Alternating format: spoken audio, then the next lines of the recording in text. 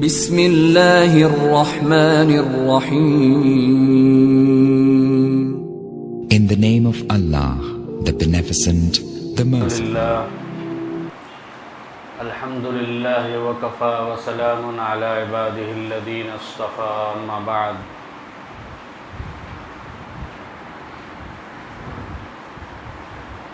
عن عقبۃ بن عامر رضی اللہ تعالی عنہ قال قال رسول اللہ صلی اللہ علیہ وسلم من رأى عورة فسترها كان كمن أحيا موعودة.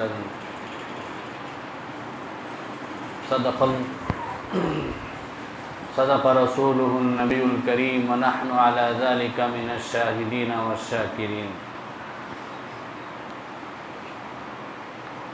محترم بزرگوں اور دوستو،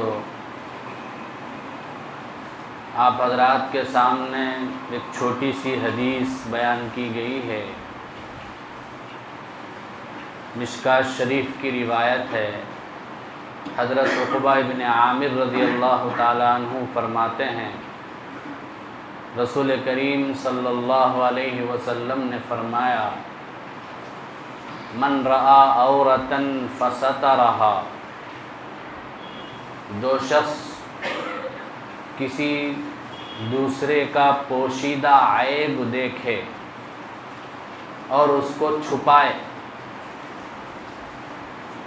تو وہ ایسا ہے جیسے کہ زندہ قبر میں دفن کی جانے والی بچی کو اس نے زندگی عطا کی. بزرگوں اور دوستو، اسلام نے ہم لوگوں کے لیے بڑی جامع تعلیمات اور جامع ہدایات عطا فرمائی. ایسی ایسی تعلیمات دی ہیں، ایسی ایسی ہدایتیں دی ہیں کہ وہ ان میں عمل کم ہے، اجر زیادہ. محنت ہماری کم لگتی ہے لیکن ہمیں ثواب زیادہ. اس حدیث کے اندر جو عمل بتلایا گیا ہے وہ بھی اسی طرح کا عمل ہے.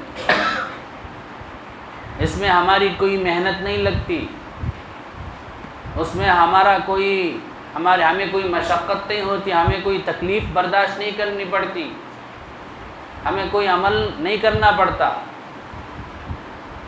بس تھوڑا سا عمل کرنا پڑتا ہے. لیکن اللہ کی طرف سے اتنے بڑے انعام کا، اتنے بڑے اجر کا، اتنے بڑے ثواب کا ہمارے لیے اعلان. بزرگوں اور دوستو، شریعت میں کسی دوسرے کے عیب کو دیکھنے کی اجازت نہیں ہے. اپنا عیب ہمیں دیکھنا ہے،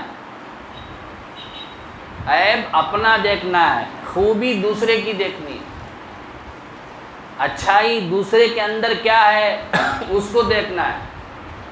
دوسرے میں کیا برائی ہے یہ ہمارا کام نہیں ہے.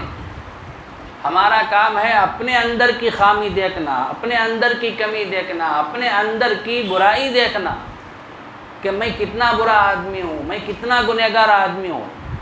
یہ سوچ کے ان گناہوں کو، ان برائیوں کو، ان خامیوں کو، ان کمیوں کو دور کرنے کی فکر کرنا، یہی ہمارا کام. ایک عربی شاعر کہتا ہے، من ذا الذی ما اساء قط ومن لہ الحسنى فقط. انبیاء کے علاوہ دنیا میں کون انسان ایسا ہے جس سے کبھی بھی کوئی قصور نہ ہوا ہو؟ کون انسان ہے جس سے کبھی بھی کوئی برائی نہ ہوئی ہو، گناہ نہ ہوا؟ کون ہے؟ ومن لہ الحسنى فقط. اور کون انسان ایسا ہے کہ جس کے اعمال نامے میں صرف اور صرف نیکیاں ہوں؟ ایسا کوئی انسان نہیں ہے. انبیاء ہو سکتے ہیں، انبیاء کے علاوہ باقی سب انسان سے قصور ہو سکتا ہے، گناہ ہو سکتا ہے، ان سے برائی ہو سکتی ہے. تو اس لیے ہمیں یہ حکم دیا گیا ہے کہ ہم اپنا عیب دیکھیں، دوسروں کی خوبیاں دیکھیں۔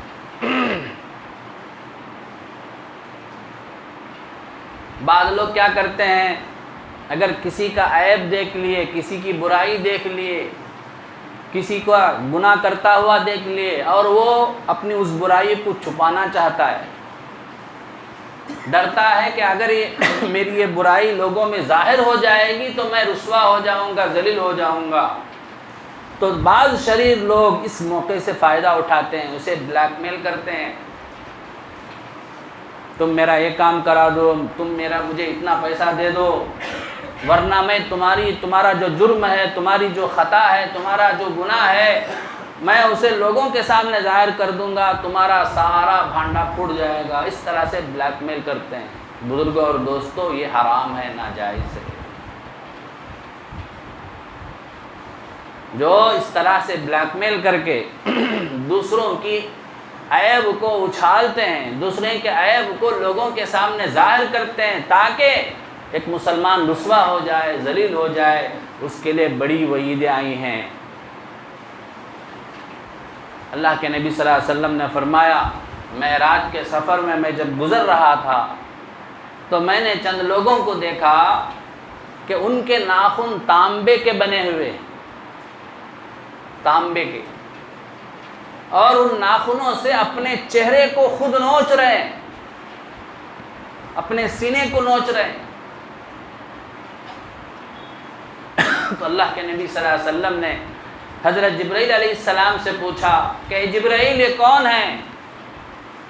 تو حضرت جبرائیل علیہ السلام نے فرمایا، ہؤلاء الذین یأکلون لحوم الناس ویقعون فی اعراضہم۔ اے اللہ کے نبی، یہ آپ کی امت کے وہ لوگ ہیں جو لوگوں کا گوشت کھاتے ہیں، یعنی لوگوں کی غیبت کرتے ہیں، لوگوں کی برائی دوسروں کے سامنے کرتے ہیں اور ان کی بے عزتی میں کرنے میں، ان کی عزت اچھالنے میں لگے رہتے ہیں۔ اتنی بڑی سزا ہے۔ اس کے مقابلے میں ہمارے کسی مسلمان بھائی کے عیب کو ہم جان لیں، واقف ہو جائیں، اس کا کوئی گناہ ہمیں معلوم ہو جائے اور ہم اسے چھپا لیں تو اس پر کتنا اجر۔ ایک حدیث میں آتا، اللہ کے نبی نے فرمایا، من ستر مسلما سترہ اللہ فی الدنیا والآخرہ۔ جو کسی ایک مسلمان کی پردہ داری کرے گا، جو کسی ایک مسلمان کے عیب کو چھپائے گا، اللہ اس کے عیب کو دنیا میں بھی چھپائیں گے، آخرت میں بھی چھپائیں گے۔ سترہ اللہ فی الدنیا والآخرہ، دنیا میں بھی لوگوں کے سامنے ظاہر نہیں کریں گے، آخرت میں بھی اس کے عیوب کو، اس کے گناہوں کو ظاہر نہیں کریں گے۔ اور یہ جو حدیث میں نے پڑھی ہے، اس میں اللہ کے نبی فرما رہے ہیں کہ جو کسی مسلمان بھائی کے عیب کو چھپائے تو اس کو اتنا ثواب ملے گا جتنا کہ ایک چھوٹی سی معصوم بچی کو زندہ قبر میں دفن کیا جا رہا ہو، اور یہ جا کے اس کو بچا لے مرنے سے، تو جتنا اسے ثواب ملے گا اتنا ہی دوسرے کے عیب کے چھپانے والے کو بھی ثواب ملے گا۔ دوسرے کے عیب کو چھپانے والا، مرنے والی، زندہ قبر میں دفن کی جانے والی بچے کو بچانے والے کے مانند کیوں ہے؟ اسے اتنا ثواب کیوں ملتا ہے؟ تو حضرات محدثین شراح حدیث بیان کرتے ہیں کہ آدمی جب کوئی گناہ کر لیتا ہے، اس سے کوئی خطا ہو جاتی ہے، کوئی جرم ہو جاتا ہے، اب اسے ڈر ہوتا ہے کہ میرا یہ جرم لوگوں میں ظاہر ہو جائے گا، میں رسوا ہو جاؤں گا، تو تب انسان زندہ رہنے کے بجائے مرنے کو ترجیح دیتا ہے۔ بے عزتی سے، رسوا ہونے سے بچنے کے لیے، لوگوں کے سامنے ذلیل ہونے سے بچنے کے لیے آدمی کیا کرتا ہے؟ اپنے آپ کو مارنے کے لیے تیار ہو جاتا ہے، زہر کھا لیتا ہے، پھانسی پہ لٹک جاتا ہے، ہوتا نہیں ہوتا ہے۔ تو اب یہ مسلمان اس کے عیب کو دیکھنے کے باوجود اسے لوگوں میں پھیلاتا نہیں ہے، چھپاتا ہے، تو گویا اسے مرنے سے بچا لیا، گویا اسے نئی زندگی دے دی. اس لیے اللہ تبارک و تعالیٰ اسے زندہ دفن کی جانے والی بچی کو بچانے کے برابر ثواب عطا فرمائے. لیکن بزرگوں اور دوستوں، دوسرے کا عیب ہم دیکھیں، اس عیب سے اسی کا نقصان ہو رہا ہو تو اس کو صحیح کرنے کی نیت سے، اس کو سدھارنے کی نیت سے، اس کی اصلاح کرنے کی نیت سے تنہائی میں بلا کے اسے چاہے تو سمجھا سکتے ہیں. سمجھانا ضروری ہے. اگر ہم سمجھائیں گے تو سمجھ نہیں پائے گا تو اس کے باپ کو کہہ سکتے ہیں تنہائی میں، سب کے سامنے نہیں کہ تمہارا بچہ ایسا کیا ویسا کیا، ایسا نہیں. تنہائی میں باپ سے کہیں کہ میں نے اس طرح سے تمہارے بیٹے کو کرتے ہوئے دیکھا ہے. ذرا آپ اپنے بچے کو برے ہم نشینوں سے، برے دوستوں سے بچائے رکھیے. اس طرح سے کہہ سکتے ہیں، یہ تو کہنا ضروری ہے.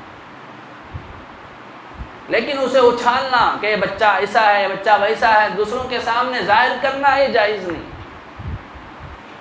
ہاں کوئی مسلمان کوئی ایسا جرم کیا کہ اس کی وجہ سے دوسروں کا نقصان ہو سکتا ہے، تو جن کا نقصان ہو سکتا ہے ان کو بھی تنہائی میں بلا کر کہہ سکتے ہیں کہ فلاں سے تمہیں یہ نقصان ہو سکتا ہے. فلاں بھی نام بولنے کی ضرورت نہیں، تمہیں یہ نقصان ہو سکتا ہے، تم ذرا احتیاط سے رہو، تم بچ کے رہو. یہ کر سکتے ہیں. لیکن کوئی مسلمان بھائی علانیہ گناہ کر رہا ہو، اسے ہماری چھپانے کی کیا ضرورت ہے؟ وہ خود سب کو بول رہا ہے، وہ خود سب کے سامنے کر رہا ہے. مثلا رمضان کے مہینے میں سب روزہ رکھے ہوئے ہیں، یہ دن دھاڑے سب کے سامنے جو ہے ہوٹل میں بیٹھ کے کھانا کھا رہا ہے. یہ تو علانیہ گناہ ہے.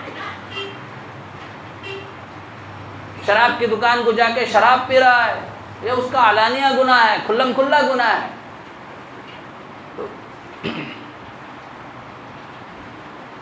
تو ایسے گناہوں کو چھپانے کی ہمیں ضرورت ہی نہیں ہے، کیونکہ وہ خود جو ہے ظاہر کر رہا ہے. اللہ کے نبی صلی اللہ علیہ وسلم نے فرمایا کل امتی معافا الا المجاہرون، میری امت کے سب لوگ عافیت میں ہیں سوائے علانیہ کھلم کھلا گناہ کرنے والوں. یہ عافیت میں نہیں ہیں، سلامتی میں نہیں ہیں. ایسے لوگوں کی جو ہے برائی کرنے میں کوئی حرج بھی نہیں ہے، کیونکہ وہ خود جو ہے اپنا گناہ ظاہر کر رہے ہیں. ہمیں بولنے کی ضرورت ہی نہیں، سب جانتے ہیں وہ ایسا ہے. تو یہ لوگ مستثنا ہیں. ہاں کوئی آدمی گناہ کر دیا، وہ چھپانا چاہتا ہے تو ویسے گناہوں کو چھپانے کا حکم ہے. کتابوں میں ایک بہت بڑے بزرگ کا واقعہ نقل کیا ہے کہ حضرت احمد اصفہانی رحمۃ اللہ علیہ، بہت بڑے اللہ والے، بہت بڑے بزرگ، عابد، زاہد، متقی، پرہیزگار ولی تھے. کہتے ہیں کہ میں ایک مرتبہ بغداد میں تھا تو اچانک ایک شریف گھرانے کی عورت میرے یہاں آئی اور آ کر کہنے لگی اللہ کے واسطے حضرت مجھے رسوائی سے بچائیے، میں مصیبت میں پھنسی ہوئی ہوں، میں پریشانی میں ہوں، میرا پردہ داری کیجئے، میرے عیب کو چھپا لیجئے. تو بزرگ نے پوچھا کہ بتاؤ تو صحیح تم پر کیا مصیبت آ پڑی ہے؟ تو اس عورت نے کہا کہ فلاں موقع پر مجھ سے زبردستی کی گئی، جس کی وجہ سے آج میں حمل والی ہو گئی ہوں. لوگوں نے مجھے پوچھا تھا کہ یہ عمل کس کا ہے، تو حضرت میں نے آپ کا نام لے لیا، میں نے کہا کہ آپ میرے شوہر ہیں، یہ حمل آپ کا ہے، اللہ کے واسطے میرے اوپر رحم کیجئے، میرا پردہ داری کیجئے، مجھے رسوائی سے بچا لیجئے. حضرت نے کہا کہ ٹھیک ہے آپ جاؤ، میں کہہ دوں گا اسی طرح سے. حضرت کہتے ہیں کہ چند عرصے کے بعد اس عورت کو بچہ پیدا ہوا. تو وہ عورت جس محلے میں رہتی تھی، اس میں وہ محلے کا امام اپنے چند ساتھیوں کے ساتھ میرے پاس آیا مجھے خوشخبری دینے کے لیے، مبارکبادی دینے کے لیے، مبارک ہو کہ تمہیں بیٹا پیدا ہوا ہے۔ تو حضرت کہتے ہیں کہ میں نے ان کی مبارکبادی کو خوشی سے قبول کیا اور 2 دینار اٹھا کے میں امام صاحب کے حوالے کیا کہ یہ بچے کے خرچ کے لیے ہے، اس کی ماں کو دے دو۔ اصل میں بات یہ ہے کہ ہم دونوں میاں بیوی تھے، لیکن ہم دونوں میں انبن ہو گئی، ہم دونوں میں رشتہ صحیح طریقے سے رہ نہیں سکا، ہم نبھا نہیں سکے، جس کی وجہ سے ہم علیحدہ ہو گئے ہیں، اور یہ جو ہے پیسہ اس عورت کو دے دو تاکہ وہ بچے پہ خرچ کرے۔ چنانچہ ایسا ہی چلتا رہا، ہر مہینہ حضرت جو ہے وہ 2 دینار اس امام کے حوالے کرتے تھے۔ 2-3 سال کے بعد پھر معلوم ہوا کہ وہ جو بچہ پیدا ہوا تھا وہ انتقال ہو گیا ہے۔ تو امام صاحب پھر اپنے چند ساتھیوں کے ساتھ آئے اور آ کر بزرگ جو تھے ان کو تسلی دی کہ آپ کا بیٹا انتقال ہو گیا۔ تو حضرت کہتے ہیں کہ میں نے جو ہے صبر کا اور تسلیم و رضا کا اظہار کیا، اللہ کے فیصلے پر ہمیں راضی ہونا ہے۔ اس کے 1 مہینے کے بعد وہ عورت آئی، جو دینار میں بھیجا تھا وہ سارے دینار لا کے میرے قدموں میں رکھ دی کہ حضرت آپ کا بے حد شکریہ کہ آپ نے مجھے ذلیل ہونے سے، رسوا ہونے سے بچا لیا، اللہ آپ کی پردہ داری کرے، اور یہ دینار لے لیجیے۔ تو حضرت نے کہا کہ مجھے یہ دینار نہیں چاہیے، پہلے میں نے تمہارے بچے کے لیے دیے تھے، اب میں تمہیں دیتا ہوں، تم جا کے رکھ لو، تم خرچ کرو۔ تو بزرگوں اور دوستو، دوسروں کے عیب کو چھپانے کے لیے کیسی مشقت برداشت کریں۔ ہم اپنے عیب کو چھپانے کے لیے جتنا اہتمام کرتے ہیں اتنا اہتمام دوسرے کے عیب کو چھپانے کے لیے نہیں کرتے۔ یہ اللہ والے تھے، مخلص بندے تھے اللہ کے، انہوں نے دوسرے کے عیب کو چھپانے کے لیے الزام اپنے سر لے لیا اور ان کے عیب کو چھپا دیا۔ تو بزرگوں اور دوستوں، اس سے ہمیں نصیحت ملتی ہے کہ ہمیشہ دوسروں کے عیب میں لگے رہنا یہ اچھی بات نہیں ہے۔ قیامت کی جو علامتیں بتائی گئی ہیں ان علامتوں میں سے ایک علامت یہ بھی ہے کہ لوگ دوسروں کی خوبیاں کم دیکھیں گے، برائیاں زیادہ دیکھیں گے، ٹوہ میں رہیں گے، طاق میں رہیں گے۔ دوسروں کا چھوٹا سا کوئی بھی عیب نظر آئے تو فوراً اسے لوگوں میں پھیلائیں گے، سوشل میڈیا کے ذریعے سے، واٹس ایپ کے ذریعے سے، اور دوسرے جو بھی پھیلانے کے ذرائع ہیں ان کے ذریعے سے پھیلائیں۔ آج یہی حال ہو گیا ہے، لوگ اپنا عیب نہیں دیکھتے، بس دوسروں کے عیب کو دیکھتے رہتے ہیں۔ بزرگان دین کہتے ہیں اللہ نے 2 آنکھ ہمیں اسی لیے دیے ہیں تاکہ ہم ایک آنکھ سے اپنے عیب کو دیکھیں، دوسری آنکھ سے دوسروں کی خوبی دیکھیں، دوسروں کی اچھائیاں دیکھیں۔ یہ اردو کا شاعر کہتا ہے کہ دوسروں کی آنکھ کا تنکا بھی ہمیں نظر آ جاتا ہے، دوسروں کی آنکھ میں تھوڑا سا تنکا بھی ہوتا ہے تو کیا ہوتا ہے، ہمیں نظر آتا، دیکھ تمہاری آنکھ میں کیا کی ہے۔ ہماری آنکھوں میں شہتیر بھی ہوتا ہے تو نظر نہیں آتا۔ شہتیر کسے بولتے ہیں؟ پہلے زمانے میں جو ہے گھروں کو سلاف ہے نا ڈالنے کے لیے لکڑی رکھتے بیچ میں، ایک دیوار سے لے کے دوسری دیوار تک سپورٹ کے واسطے لکڑی رکھیں گے، اسے بولتے ہیں شہتیر اردو میں۔ تو اتنی بڑی لکڑی بھی آنکھ میں ہو ہمیں نظر نہیں آتی، دوسروں کے آنکھ میں تھوڑا سا تنکا ہو نظر آ جاتا۔ اللہ کے نبی صلی اللہ علیہ وسلم نے ایک حدیث میں فرمایا المؤمن مرآت المؤمن، ایک مومن دوسرے مومن کا آئینہ ہوتا ہے۔ ایک مومن کیا ہوتا ہے؟ دوسرے مومن کا آئینہ ہوتا ہے۔ دوسرے کے اندر اگر عیب نظر آئے تو ہمیں سمجھنا ہے کہ کہیں میرے اندر تو یہ عیب نہیں ہے، ہم دوسرے کو دیکھ رہے ہیں، ہو سکتا ہے کہ میرے ہی اندر یہ عیب ہو۔ دوسرے مومن کو برا نہیں کہنا ہمیں، بلکہ اپنے اندر تلاش کرنا ہے کہیں وہ عیب میرے اندر نہیں ہے۔ جس طرح سے ہم آئینے میں دیکھتے ہیں تو آئینہ ہمارے عیب کو بتاتا نہیں بتاتا، آئینے میں دیکھتے ہیں تو ہمارے چہرے میں کہیں کالک ہے تو بتاتا ہے، کیا ہم آئینے کو برا بھلا کہتے ہیں؟ نہیں، اسے اور صاف کرتے ہیں، اسے اور جو ہے احترام سے حفاظت سے رکھتے ہیں تاکہ ہمیں ہمارا عیب اچھی طرح سے دکھائے۔ تو اسی طرح بزرگ اور دوستو، کسی دوسرے مسلمان کے اندر اگر ہمیں کوئی عیب نظر آئے، اگر وہ چھپانے کی بات ہے تو اسے چھپانا چاہیے، اسے پھیلانا ایک مسلمان کا کام نہیں ہے۔ ان الذين يحبون ان تشيع الفاحشة في الذين آمنوا لهم عذاب أليم في الدنيا والآخرة۔ جو لوگ یہ چاہتے ہیں کہ ایمان والوں میں بے حیائی پھیلے، ان کے لیے جو ہے دردناک عذاب ہے۔ واللہ یعلم وانتم لا تعلمون، اے لوگو اللہ جانتا ہے، تم نہیں جانتے۔ تو اس لیے کسی کے بارے میں بے حیائی کے بارے میں باتیں ہم جانتے ہیں تو انفرادی طور پر جو ہے تنہائی میں ان کی اصلاح کرنے کی کوشش کرنا ہے۔ اگر تنہائی میں نہیں کر سکتے تو ان کے جو سرپرست ہیں ان سے بات کر کے اس کو جو ہے ختم کرنے کی کوشش کرنا ہے۔ دوسری ایک بات، ابھی 14 تاریخ کو ایک بے حیائی کا دن آنے والا ہے۔ ہمارے بہت سارے نوجوان بچے بچیاں یہ یورپی کلچر کے دلدادہ ہو کر، عاشق ہو کر اس میں مبتلا ہیں۔ بزرگوں اور دوستوں، یہ بالکل بے حیائی کا دن ہے، فحاشی کا دن ہے، شیطان کی پھیلائی ہوئی جال ہے۔